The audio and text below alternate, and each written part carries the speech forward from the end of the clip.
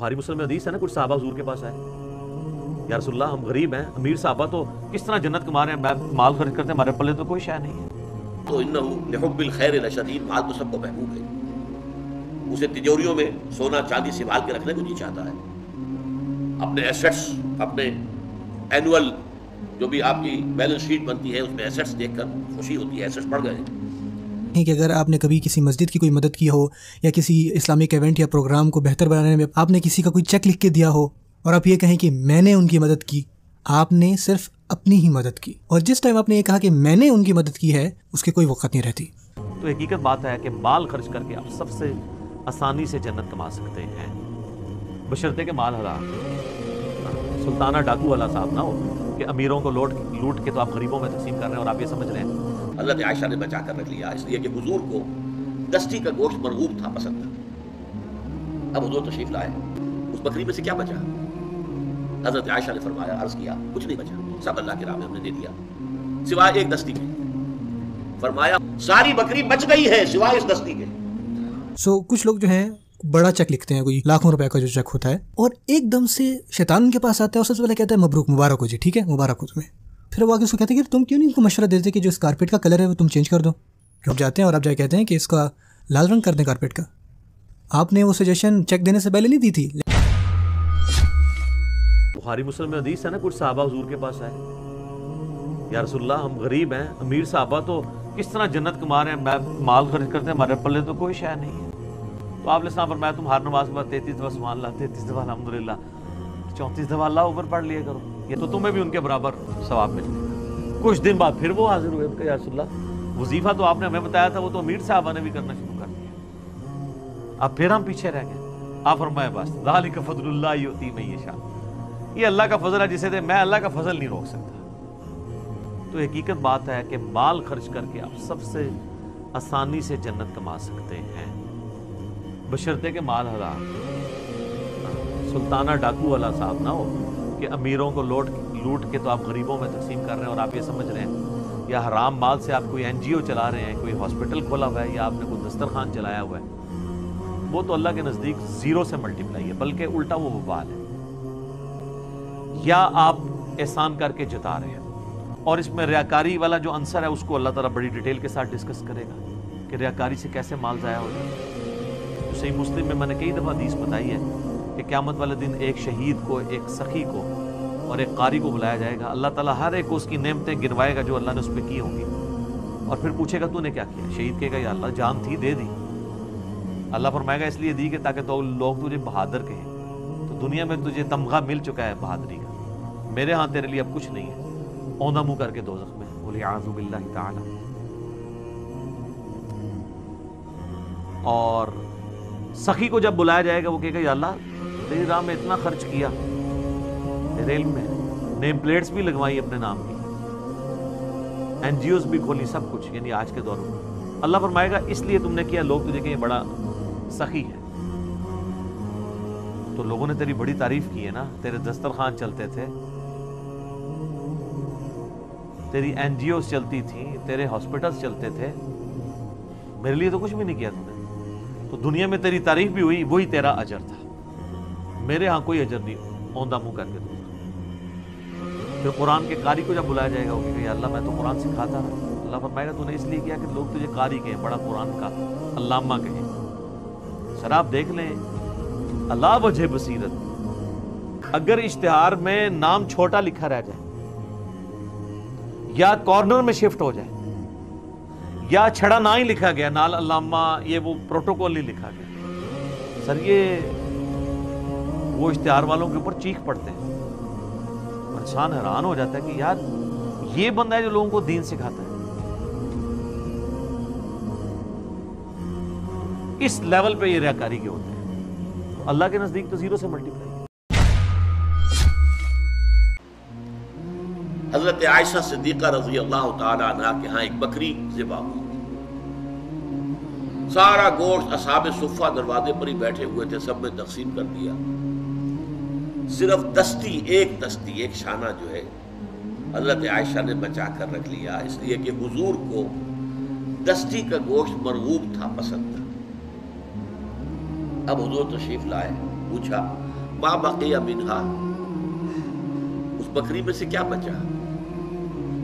हजरत आयशा ने फरमाया, अर्ज किया, मा बक़िया मिन्हा इल्ला कतिफ़ुहा, कुछ नहीं बचा, सब अल्लाह की राह में हमने दे दिया सिवाय एक दस्ती के। फरमाया बक़िया कुल्लुहा इल्ला कतिफ़ुहा, सारी बकरी बच गई है सिवाय इस दस्ती के। ये दस्ती हम खा लेंगे, कंज्यूम हो गई, खत्म हो गई, और जो अल्लाह की राह में दे दिया गया वो बचत है, वो बचत है, वो बचत है। ये नुक्ता नजर की तब्दीली है।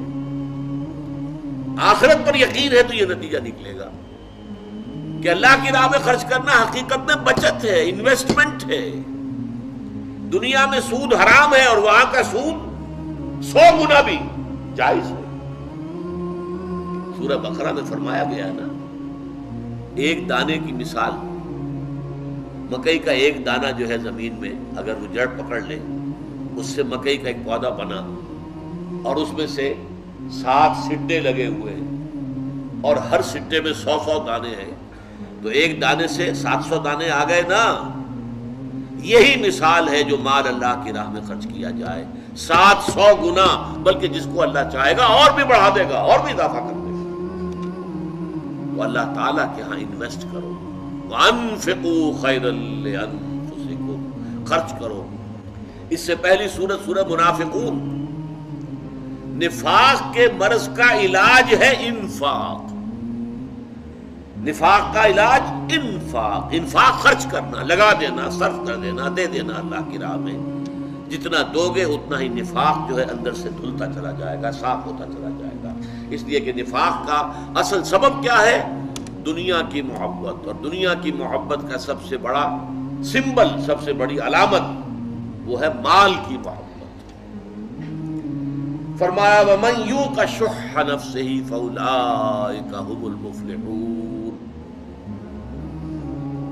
और जो अपने नफ्स के बुखल और लालच से बचा लिया गया। माल तो इन्नहु लिहुब्बिल खैर लशदीद, माल तो सबको महबूब है, उसे तिजोरियों में सोना चांदी संभाल के रखने को जी चाहता है। अपने एसेट्स, अपने एनुअल जो भी आपकी बैलेंस शीट बनती है उसमें एसेट्स देखकर खुशी होती है, एसेट्स बढ़ गए।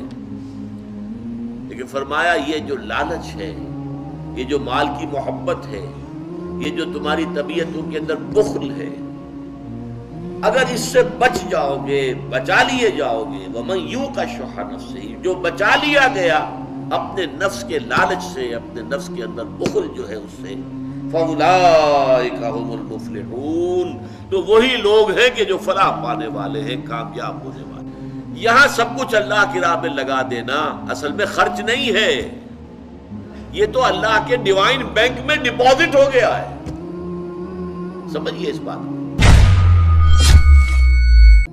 मैंने कहा था कि इस्लाम अपने से ज़्यादा दूसरों का ख्याल रखने का नाम है। याद है कि आप अपने से ज़्यादा दूसरों का ध्यान रखते हैं। अल्लाह ताला कहते हैं इरकाऊ वस्जुदू वअबुदू रब्बकुम, ये आपके अपने करने के काम है। रुकू करें, सजदा करें, अल्लाह ताला की इबादत करें। फिर उन्होंने कहा कि वफ़अलुल खैर, खैर के काम करो। खैर के काम से किसकी मदद होती है? दूसरों की। यानी अगर आपको वाकई में ही फलाह पानी है तो आपको दूसरों की मदद करनी चाहिए। लअल्लकुम तुफ्लिहून, ताकि तुम लोग फलाह पा जाओ। इसका ये मतलब है कि जब आप दूसरों के साथ खैर करते हैं तो आप दूसरों के साथ नहीं करते बल्कि अपने साथ करते हैं। हमारे जितने भी ऐसे काम हैं जो हम दूसरों की मदद करते हैं, दूसरों के काम आते हैं, कोशिशें हैं, वो बेसिकली हमारे अपने लिए ही बेहतर हैं। कभी पीछे मुड़कर ऐसे ना देखें कि अगर आपने कभी किसी मस्जिद की कोई मदद की हो या किसी इस्लामिक इवेंट या प्रोग्राम को बेहतर बनाने में आपने किसी का कोई चेक लिख के दिया हो और आप ये कहें कि मैंने उनकी मदद की।